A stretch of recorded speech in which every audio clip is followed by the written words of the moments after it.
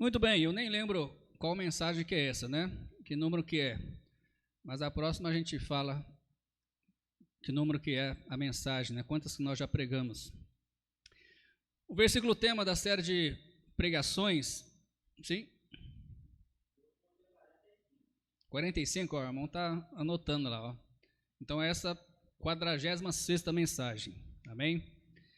O versículo tema que nós sempre temos lido na série de mensagens é Romanos 5, versículo 18, que nos diz o seguinte: pois assim como por uma só ofensa veio o juízo sobre todos os homens para a condenação, assim também por um só ato de justiça veio a graça sobre todos os homens para a justificação de vida. Amém? Versículo muito forte, principalmente no evangelismo, né? Hoje estaremos tratando sobre o tema a missão do servo de Deus. A missão do servo de Deus. Estamos aí em Romanos capítulo 15, do versículo 14 ao versículo 21. Romanos capítulo 15, versículo 14 ao versículo 21. Os irmãos que podem, abram suas Bíblias. Romanos capítulo 15, versículo 14 ao versículo 21.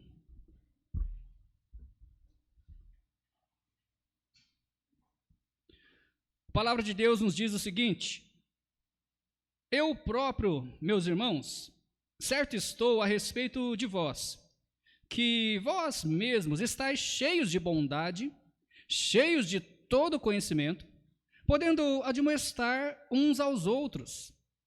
Mas, irmãos, em parte vos escrevi mais ousadamente, como para vos trazer outra vez isto à memória, pela graça que por Deus me foi dada, que seja ministro de Jesus Cristo para os gentios, ministrando o evangelho de Deus, para que seja agradável a oferta dos gentios, santificada pelo Espírito Santo, de sorte que tenho glória em Jesus Cristo nas coisas que pertencem a Deus, porque não ousarei dizer coisa alguma que Cristo por mim não tenha feito, para fazer obedientes os gentios por palavra e por obras, pelo poder dos sinais e prodígios e pelo poder do Espírito de Deus, de maneira que desde Jerusalém e arredores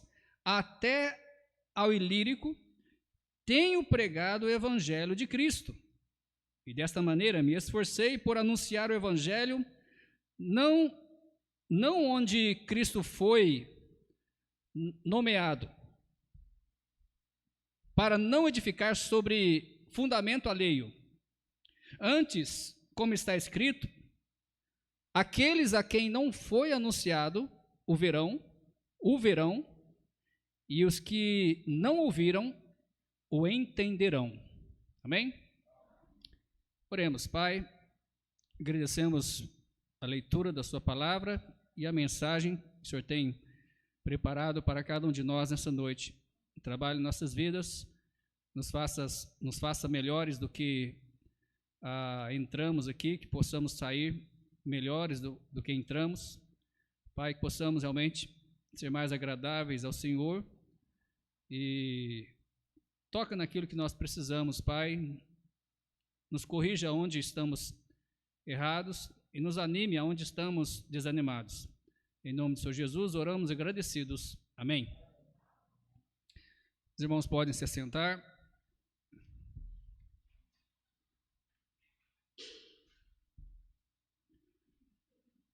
Lembrando então aí, já faz um bom tempo que a gente não prega na carta aos Romanos, estão lembrando um pouco do que nós vimos até aqui. Nos primeiros 11 capítulos da carta aos Romanos, o foco do apóstolo Paulo foi a salvação e justificação do homem pela compaixão e o amor de Deus. Do capítulo 12, então, até o capítulo 15, versículo 13, basicamente nós terminamos aí na última pregação, a palavra de Deus trata, então, especificamente das boas obras do salvo. E é sempre bom notar que o assunto das boas obras é tratado depois da justificação, ou seja, depois da salvação. Primeiro tem que ser salvo, depois se pratica as boas obras, não o contrário. Até pode, provavelmente Romanos está assim para não confundir de que obras ganham salvação, né? Obras não ganham salvação, mas as obras são manifestas. As boas obras são manifestas por aqueles que são salvos. Nessa carta também temos um dos desafios mais tremendos de toda a escritura bíblica, que é o desafio de ser um sacrifício vivo, santo, agradável a Deus, como um culto racional. E é interessante que hoje também a gente vai dar uma passadinha sobre esse sacrifício. O apóstolo Paulo também se considerava, né, um sacerdote, ao ponto de oferecer, né, não em sacrifício morto, mas sacrifício vivo, os gentios, né? É muito interessante isso. Na vida cristã, irmãos, doutrina e dever sempre andam juntas. Então, o que nós cremos determina o que fazemos. Não é suficiente só entender uma doutrina ou ter conhecimento, mas temos que transferir aquilo que aprendemos para aquilo que fazemos, senão não adianta de nada, né? No capítulo 12 falamos sobre relacionamentos, e em Romanos 12, versículo 1 e 2, sobre o nosso relacionamento com Deus, e depois do versículo 3 de Romanos 12 até o capítulo 15, versículo 13, então a palavra nos fala sobre o nosso relacionamento com o restante do mundo. Sem um relacionamento verdadeiro com Deus, não conseguimos desenvolver um relacionamento verdadeiro com as pessoas que estão perto de nós. Já falamos um pouco do relacionamento do cristão com o cristão, já falamos também do relacionamento do cristão com pessoas dominadas pelo mal. Vimos que é possível vencer o mal usando somente o bem, mesmo em relação às autoridades governamentais. E no capítulo 14, nós voltamos então a falar sobre o relacionamento do cristão com o cristão. Vimos o princípio da tolerância. Vimos que temos uma liberdade perfeita em Cristo, livre dos rituais, livre das cerimônias e teorias humanistas. Vimos que nossa responsabilidade é edificar uns aos outros em amor e não ofender. Viver em harmonia e paz, buscar primeiro agradar a Deus, mas sendo aprovado também pelos homens. Vimos Cristo como o nosso maior exemplo, um exemplo supremo de alguém que não agradou a si mesmo, mas a sua vida foi dada em favor dos outros. Vimos que a chave de termos o mesmo sentimento, vimos a chave, né, de termos o mesmo sentimento. E hoje, já entrando na conclusão da carta, nós estaremos vendo algumas explicações do apóstolo Paulo. Algumas explicações do apóstolo Paulo, e nós temos aí como tema a missão do servo de Deus. Então, primeiramente, do versículo 14 ao versículo 15, nós vemos aí que o apóstolo Paulo, agora, ele escreve basicamente Romanos, e também no final ele mostra isso, que ele quer recordar as verdades bíblicas para os cristãos que estavam em Roma. E também como tema, né, a missão do servo de Deus, muitas vezes é recordar aquilo que as pessoas já sabem. O nosso texto, então, para lembrar aí, Romanos 15, 14 e 15, apenas a parte A do versículo 15, né, diz o seguinte: eu próprio, meus irmãos, certo estou a respeito de vós, que vós mesmos estáis cheios de bondade, cheios de todo conhecimento, podendo admoestar-vos uns aos outros. Mas, irmãos, em parte vos escrevi mais ousadamente, como para vos trazer outra vez isto à memória. Percebe o que ele disse? Trazer outra vez isso à memória, né? Lembrar essas verdades. A gente sabe que Paulo, ele era um servo de Deus, não é verdade? Paulo era não só um servo de Deus, mas ele era um missionário. que já havia fundado diversas igrejas. Mas agora ele escreve uma carta a uma igreja da qual ele nunca tinha visitado.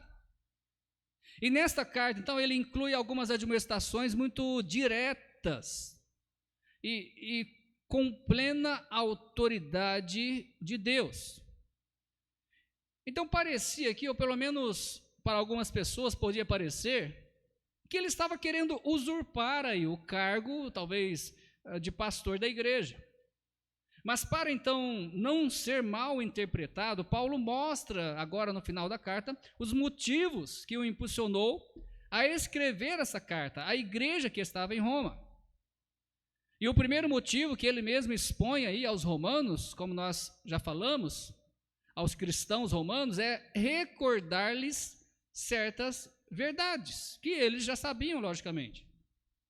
Paulo está convencido aqui de que os cristãos que estavam em Roma, eles tinham a capacidade de admoestar-se uns aos outros. Ele tinha plena convicção disso, o apóstolo Paulo. Qual é a razão disso? Qual é a razão do apóstolo Paulo estar convencido disso?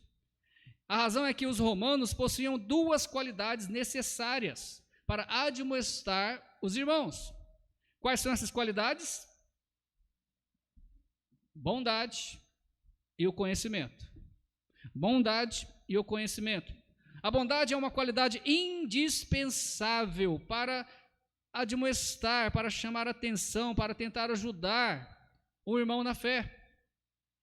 Pois faz com que a admoestação seja feita com mansidão. Faz com que a admoestação seja feita com simpatia e principalmente com amor. Por isso, bondade é indispensável para admoestar algum irmão. Faz com que vejamos as faltas dos irmãos, não como juízes perfeitos, como alguns gostam, né? Algumas pessoas, até pastores, né?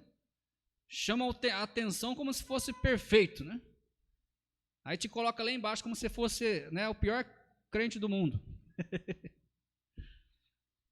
Mas a bondade, ela faz com que nós admoestemos os irmãos, não como juízes perfeitos, mas como homens e mulheres compreensivos, por estarmos na mesma posição de pecadores. Eu não sou melhor do que os irmãos, ninguém aqui é melhor do que ninguém.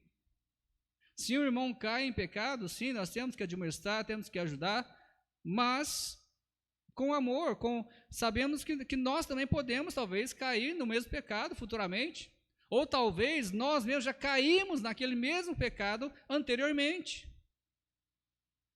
Então não devemos admoestar sem essa qualidade indispensável, que é a bondade. Senão a admoestação não vai surtir o efeito e vai mais prejudicar do que ajudar.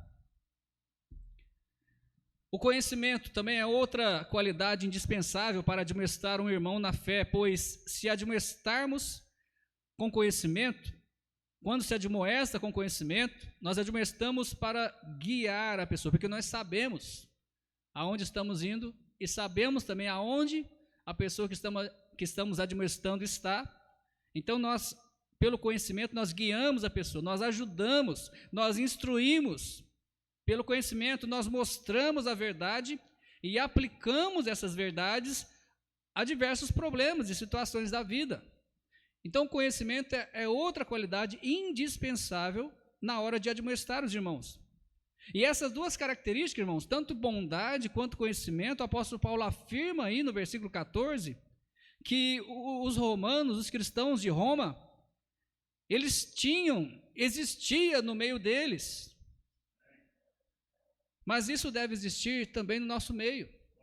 Isso deve existir em cada igreja, para podermos então ser um admoestador e companheiro, não só juiz, né? Aliás, não como juiz, mas como companheiro. Na verdade, eu não lembrei agora só parte de um versículo, falando de duas pessoas, né? Um ajuda o outro, né?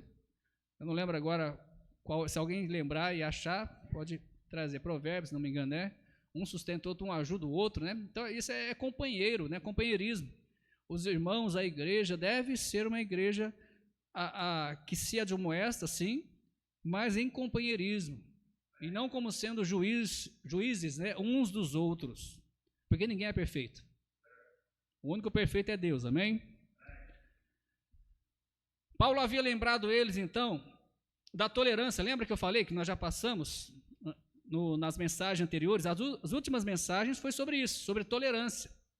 Então, Paulo havia lembrado eles da tolerância cristã com os irmãos fracos na fé. Mas agora ele diz que eles tinham capacidade de fazer isso. Ele diz que eles poderiam fazer isso, porque eles tinham, como eu já disse, a bondade e o conhecimento. Eles poderiam admoestar uns aos outros. Não era aqui um ensinamento novo, irmãos. Isso aqui não era algo que eles não tinham aprendido, mas eles já sabiam disso. E agora, então, o apóstolo Paulo traz essa recordação para que eles praticassem isso na vida cotidiana. A Bíblia não deixa claro se eles pararam de praticar, mas se pararam ou não, o apóstolo Paulo mostra aqui que eles deveriam fazer isso, que eles tinham condições de fazer isso.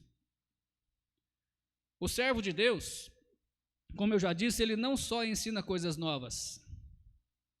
Muitas vezes, eu não sei sobre você, mas muitas vezes nós queremos sentar aí no banco e ouvir o pastor pregar e trazer algo novo para nós, né? Não é verdade? E algumas vezes acaba sendo novo, né? Um assunto velho acaba sendo novo, muitas vezes para nós, né? Acaba saltando alguma coisa ali da mensagem ou daquele texto. Mas o servo de Deus, ele não só passa coisas novas, mas na maioria das vezes, ele apenas relembra. Porque nós somos muito bons para esquecer, né? Nós somos muito bons para esquecer coisas boas, para esquecer nossas responsabilidades, esquecer ensinamentos bíblicos que aprendemos. E muitas vezes nós esquecemos ensinamentos e esquecemos também de praticar. Mas a gente já sabia daquilo, né? Em segundo lugar, a missão do servo de Deus, relembrar. O apóstolo Paulo, ele fala para eles aqui, né? Eu estou relembrando a vocês essas coisas. Em segundo lugar, o servo de Deus também, a missão dele é cumprir o seu ministério. A missão do servo de Deus é cumprir o seu ministério. Como o apóstolo Paulo mesmo, que escreveu Romanos, né? Ele mesmo disse, acabei a carreira, guardei a fé. Ou seja, eu cumpri o ministério. O nosso texto agora do versículo 15, a parte B, até o versículo 21, para a gente ver sobre esse cumprimento do ministério. Vamos lembrar o texto então, lendo a palavra de Deus. Diz o seguinte: pela graça que por Deus me foi dada, que seja ministro de Jesus Cristo para os gentios, ministrando o evangelho de Deus, para que seja agradável a oferta, olha aí, para que seja agradável a oferta dos gentios, santificada pelo Espírito Santo, de sorte que tenho glória em Jesus Cristo nas coisas que pertencem a Deus, porque não ousarei dizer coisa alguma que Cristo por mim não tenha feito, para fazer obedientes os gentios por palavra e por obra, pelo poder dos sinais e prodígios, na virtude do Espírito de Deus, de maneira que desde Jerusalém arredores até ao Ilírico, tenho pregado o evangelho de Jesus Cristo. E desta maneira me esforcei por anunciar o evangelho, não onde Cristo foi nomeado, para não edificar sobre fundamento alheio. Antes, como está escrito, aqueles a quem não foi anunciado, o verão, e os que não ouviram, o entenderão. Irmãos, o apóstolo Paulo não estava sendo aqui arbitrário. Ele, em outras palavras, ele não estava usando aqui de uma autoridade que ele não tinha. Lembra que eu disse, né, ele estava escrevendo a uma igreja, dando instruções espirituais, instruções bíblicas, né? Instruções de Deus, mas a uma igreja que ele nunca tinha estado lá. O que eu quero dizer aqui é que ele não estava usando de uma autoridade que ele não tinha. Pois o ministério do apóstolo Paulo era para com quem? Era para com qual povo? Judeus ou os outros povos, né, que a Bíblia chama de gentios? Gentios. A missão do apóstolo Paulo era para com todos aqueles que não faziam parte da nação de Israel, ou seja, os gentios. E ali na igreja de Roma, os membros da igreja de Roma eram, em sua maioria, gentios. Então ele não estava aqui usando de arbitrariedade ou até mesmo de uma autoridade que ele não tinha.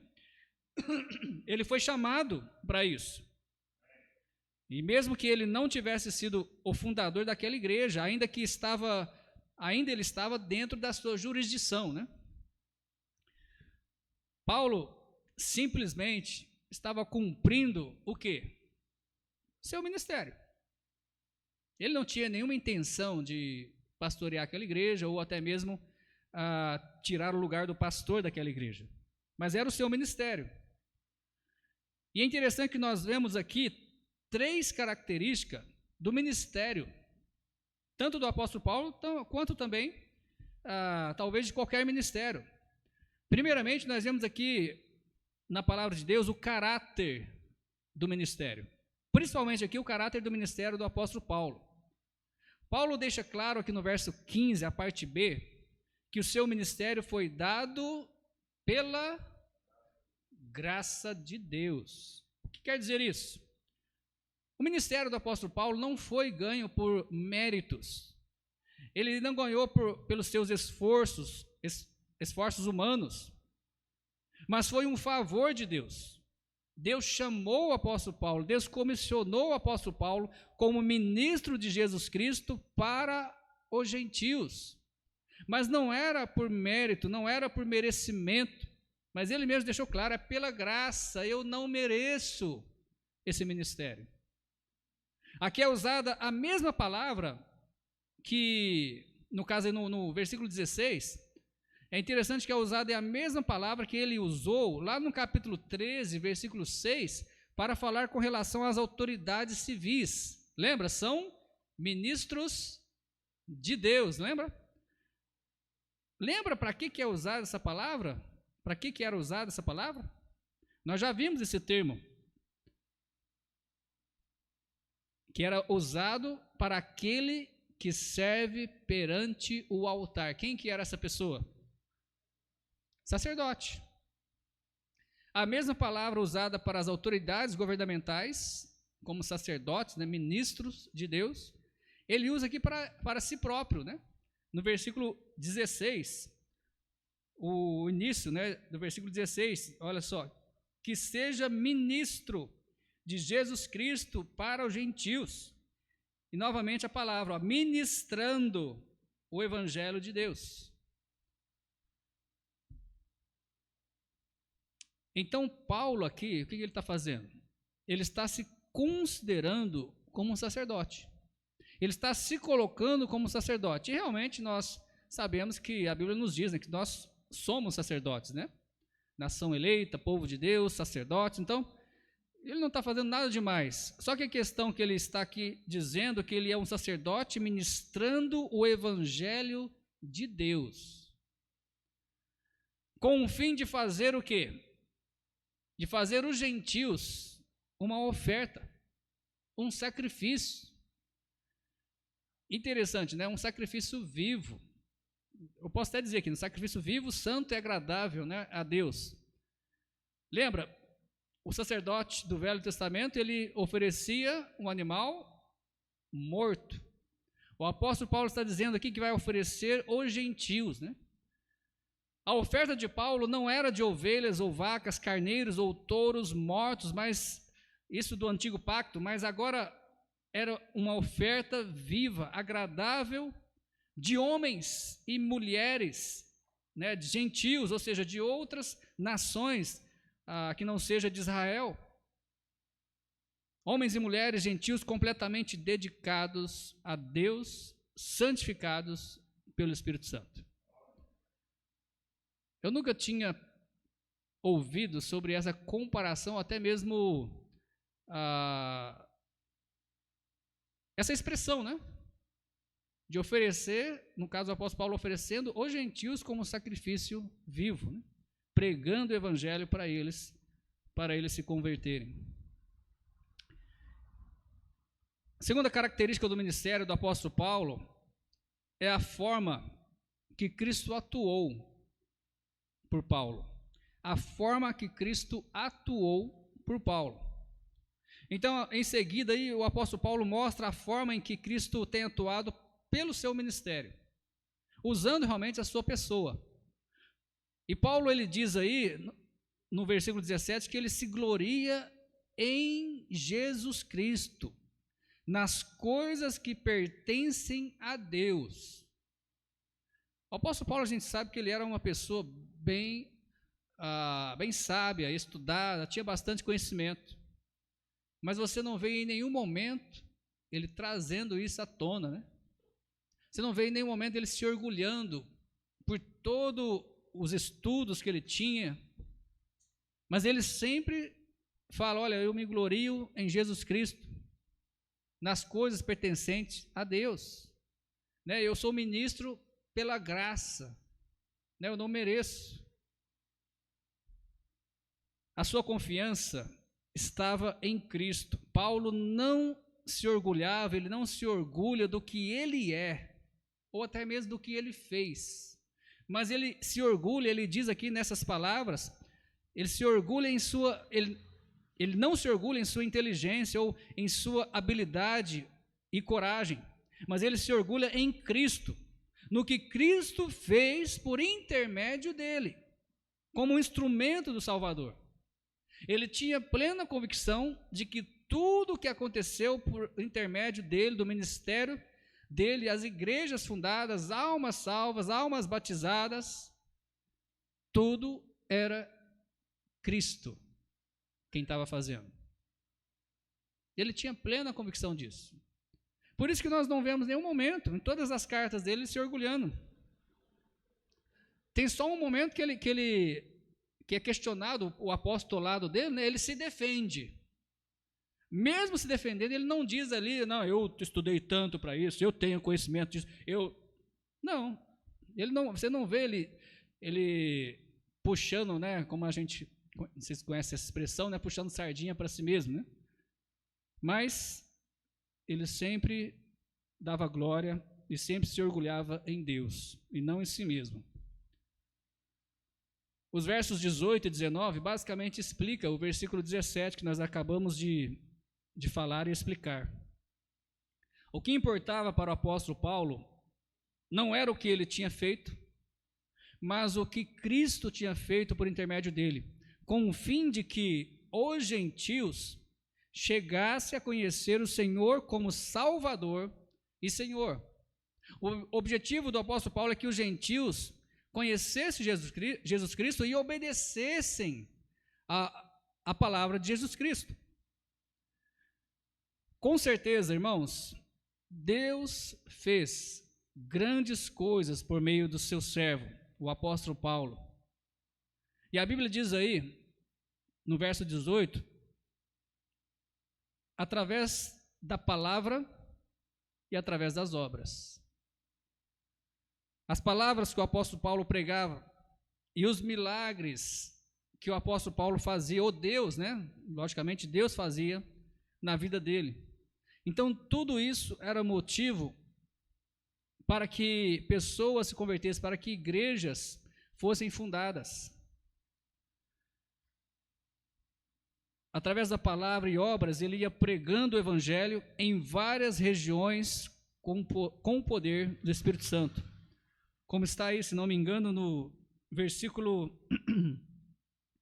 19, né? Ele cita alguns lugares aí que ele pregou. Quando o apóstolo Paulo diz, irmãos, no versículo 19, tenho pregado o evangelho de Cristo. Quando ele diz isso, literalmente ele está dizendo, tenho cumprido plenamente o evangelho de Cristo, ou tenho dado pleno desenvolvimento à mensagem do evangelho, ou também eu tenho pregado o evangelho plenamente de tal maneira que os habitantes dessas regiões, no caso aí que está no versículo 19, né, têm recebido toda a mensagem de Deus. Sabia que tinha tudo isso, né, só nessa frase? Tenho pregado o evangelho de Cristo. Ele realmente, ele entendia, né, que Deus tinha feito e estava fazendo grandes coisas através do ministério dele, mas ele dava toda a glória, como eu já disse, a Deus. Terceira característica do ministério do apóstolo Paulo é a norma de seu ministério, ou a regra, né, de seu ministério. A norma que Paulo seguia na pregação do evangelho era pregá-lo nas regiões não evangelizadas. Nós vamos entender melhor por quê. O apóstolo Paulo era um pioneiro.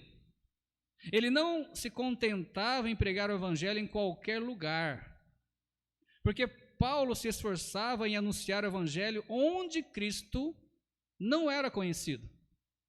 Por isso que, né, eu sei que ele foi enviado, mas ele ia aos gentios que não conhecia esse tal Deus, né, de Israel. Então, onde as pessoas não conheciam a mensagem de salvação, onde as pessoas não sabiam, né, desse tal Jesus também, chamado Cristo, que viveu e que dizem que ressuscitou, então ele levava essa mensagem a essas pessoas. Ele se esforçava para anunciar essa mensagem, a mensagem do evangelho de Cristo a essas pessoas. Por quê? Porque ele não queria edificar no fundamento de outra pessoa, ou seja, onde outra pessoa já tinha falado de Cristo. Parece até, pastor, mas ele era orgulhoso, não sei, parece até meio estranho, mas eu vou explicar por quê. Paulo não era um simples evangelista. Paulo não era um pastor, mas ele era um apóstolo de Jesus Cristo. Ele era um missionário, ele era um enviado de Cristo, e por isso era o seu dever pôr o fundamento e não edificar sobre outro fundamento. Era o dever dele realmente evangelizar, falar de Cristo àqueles que não ouviram. Porque se já ouviram, realmente, quem tem que ir ali é um pastor, e cuidar daqueles que ouviram, e logicamente, um número ali de pessoas aceitaram e se converteram. Então você percebe a norma do seu ministério? Ele mesmo diz aí, né, no versículo 21, né? E ele cita um verso lá de Isaías, no versículo 21. Eu vou ler o versículo 21 e depois vou ler o verso de Isaías. Diz o seguinte, o versículo 21. Antes, como está escrito, aqueles a quem não foi anunciado, o verão, e os que não ouviram, o entenderão. Então ele cita aqui Isaías capítulo 52, versículo 15, que diz o seguinte lá, né? Assim borrifará muitas nações, e os reis fecharão as suas bocas por causa dele. Essa palavra em vermelho aí é só para lembrar quem é esse dele. É o Messias. Essa palavra eu coloquei, não está no versículo, ok? Só para os irmãos entenderem. Então, assim borrifará muitas nações, e os reis fecharão as suas bocas por causa dele, ou seja, por causa do Messias. Porque aquilo que não lhes foi anunciado, verão. E aquilo que eles não ouviram, entenderão. É interessante, né? Isso. Porque, como eu disse, né, Jesus Cristo veio, pelo menos, para o povo de Israel no início, né? O seu ministério foi ali, na nação de Israel. Mas os gentios que nem, né, como a gente pregou outro dia, que nem era povo, né? Nem era considerado como povo, agora é povo de Deus, né? Paulo, ele se alegra, irmãos, em ser o instrumento de Deus para o cumprimento desta profecia de Isaías. Já pensou que privilégio? Você ser o instrumento que Deus vai usar para cumprir uma profecia. Era o que estava acontecendo com ele, né? Então ele se alegrava por isso. Os que antes não sabiam nada sobre Cristo, agora eles viam com os olhos da fé. Os que nunca tinham ouvido a mensagem, agora eles ouvem e entendem o evangelho. né? Aqui são nações que não são do povo de Israel, né? Pessoas de outros povos. E aí nós chegamos à conclusão. Uma pergunta para você: você é um servo de Deus? Você é uma serva de Deus?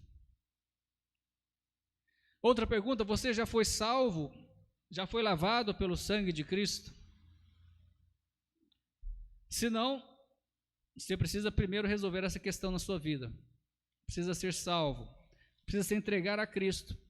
E aí sim, se colocar para Deus como servo, para Deus usar a sua vida da mesma forma que usou a vida do apóstolo Paulo.